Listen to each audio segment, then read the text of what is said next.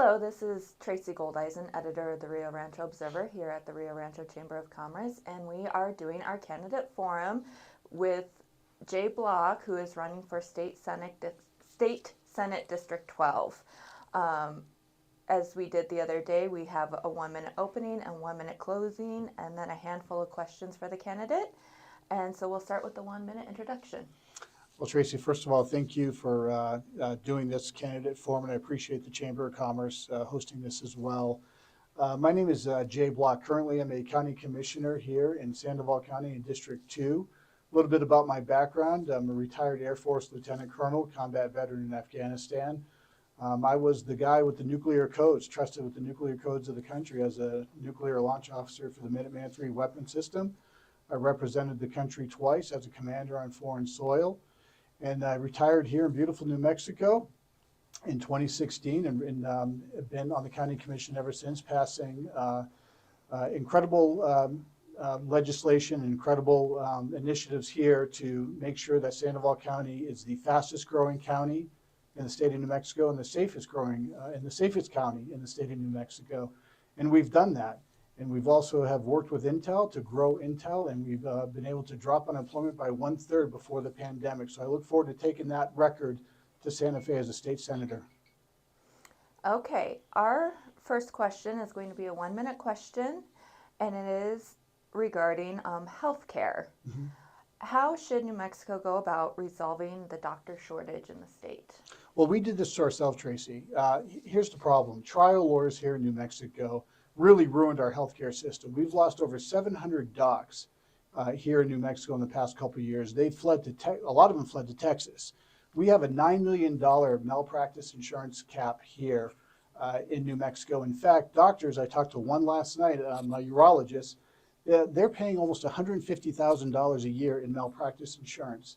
In Texas, the cap on these lawsuits is only about $200,000. So all the doctors are fleeing to Texas. So we really need tort reform here in New Mexico because we have a vulnerable population that needs specialized care. And you can't go see a urologist until next June here. In fact, Albuquerque, we only have about 15 urologists for 500,000 people, but Durango, Colorado, they have 8 for only 39,000 people. So we need tort reform is the big thing that we have to do. In fact, our own governor even left the state for health care. So that tells you how bad it is here. Okay, we have another 1-minute question, and this is on child care. What can be done to expand access to affordable child care, and how can the state work to support both providers and working families? Well, first of all, during the pandemic, the governor shut down all non-essential businesses, and childcare was one of those non-essential businesses. So we lost almost 50% of our small businesses. I will never, ever support that. These childcare places, they run on the margin. And in order to have accessible childcare, you have to, number one, you have to allow parents to afford childcare. And we can do that by a few things. I think we need to take a look at eliminating the state income tax to put more money back in parents' pockets. I think we need oil and gas revenues to get those rebates to our parents as well. I also think there's nothing we can do here at the state, but the Fed under the Biden-Harris administration, we've increased inflation almost 20% here, and it's hurting lower and middle class families. So I would say, get rid of the state income tax, put more money back into the citizens of New Mexico's pockets so they can afford child care. Okay. We have another 1-minute question, and it's on the political climate. At the state level, what can be done to moderate the extreme divide in politics that have alienated moderate voters? Well, I think if you have election reform, this has affected both sides. I mean, the Democrats, called President Bush illegitimate with the 2004 election. They called Trump illegitimate in the 2016 election. And then Republicans said the 2020 election was stolen. If we want to kind of lower the political climate here, I think we need election reform. Here in Sandoval County, Republicans and Democrats have worked together to get rid of drop boxes, which is huge. But I think we need voter ID, verify citizenship status. I think we need a national holiday so we can all vote together as a nation, which is huge. I think we need to hand count ballots as major party representatives to hand count ballots. to stop all these conspiracy theories on both sides about election fraud and stolen elections. And I think if we actually had secure elections that had greater access to vote, that would stop a lot of this rhetoric that we're seeing. And quite frankly, both sides have to tone down the rhetoric because we've had a presidential candidate, President Trump, almost assassinated twice. And that needs to stop. Okay. We come to a 2-minute question, and it is regarding workforce expansion. What initiatives would you consider addressing workforce shortages in key industries, and how can the state better support the development of high demand skills?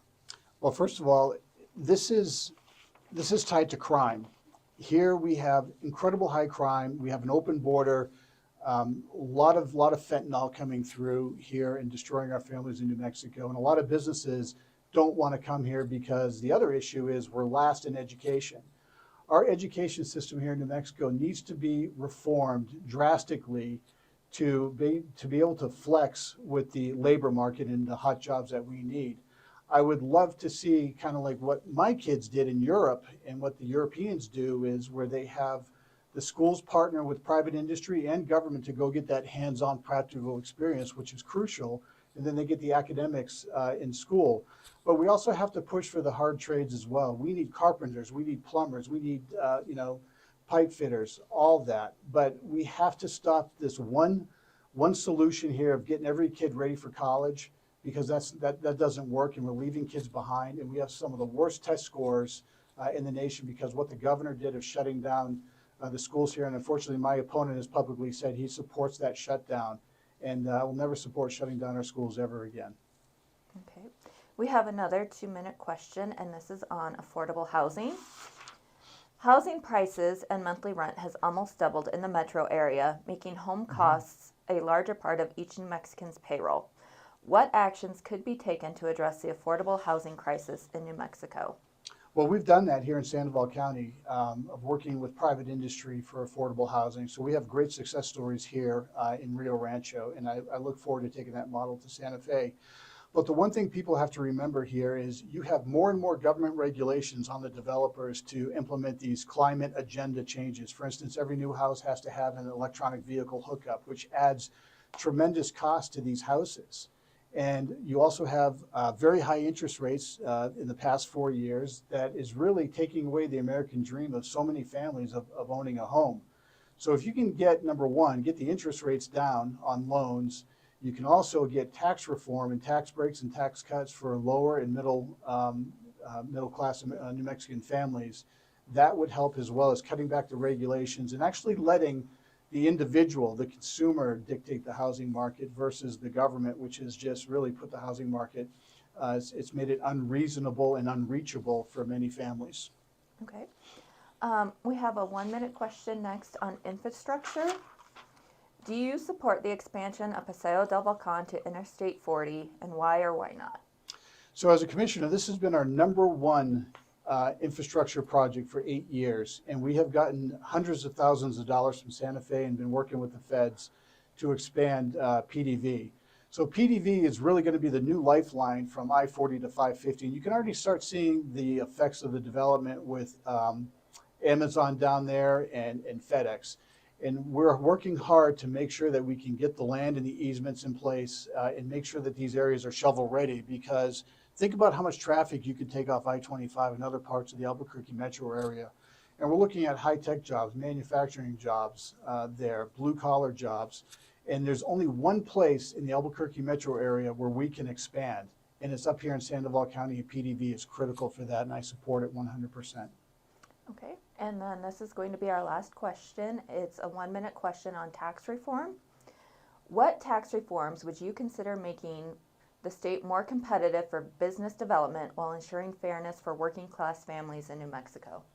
Well, I think we got to go back and take a look at Jason Harper's tax bill. Jason Harper was a state rep here in Rio Rancho. He wrote a tax bill and it passed the House unanimously. But unfortunately, it died in the Senate when you had senators just playing politics, and we couldn't get that tax bill done.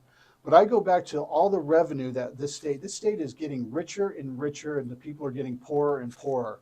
And we should be returning some of those oil and gas revenues as rebates like the state of Alaska does. we should also get rid of the state income tax and get that money back to New Mexicans. I think we need to help out veterans by taking their disability rating and applying that to their property taxes. I think we need to look at first responders that retire here and give them property tax breaks so they stay here with their families. And we also have to work on making sure that we can keep our families together here, because we're losing way too many people to Colorado, to Texas, to Arizona, where there's more opportunities. So if we can get a better tax system here, we're going to attract businesses and we're going to keep families together. Okay. That does it for the questions. So now we'll give you 1 minute for a closing statement. Well, I want to thank the Chamber and the Rio Rancho Observer for hosting this. And, you know, there's two totally different visions between me and my opponent. My opponent believes, and it's on his palm card, he believes in environmental justice. He wants to get rid of the oil and gas industry here. He wants forced EVs. I believe in you, the individual, to make decisions. I believe in giving you tax cuts and letting you keep more of your money. My opponent believes in tax increases and more government control. Rio Rancho in Sandoval County is the fastest growing county because here under conservative leadership, we've prospered. We have safe streets, we have good schools, we have great infrastructure. We don't want to look like Albuquerque and what's going on in Albuquerque with high crime. Public safety is one of my #1 issues. My opponent doesn't even talk about public safety, doesn't think it's a problem. We need to hold our criminals accountable. We need tax reform. We need better schools. There's a lot of work to do, and I have a great record as a Sandoval County Commissioner in the past 8 years, and I look forward to your vote and your support. Thank you. Okay, that wraps up this portion of our candidate forum. Again, this is Tracy Goldizen with the Rio Rancho Observer here at the Rio Rancho Chamber of Commerce, and this has been Jay Block, candidate for Senate District 12. Thank you. Thank you.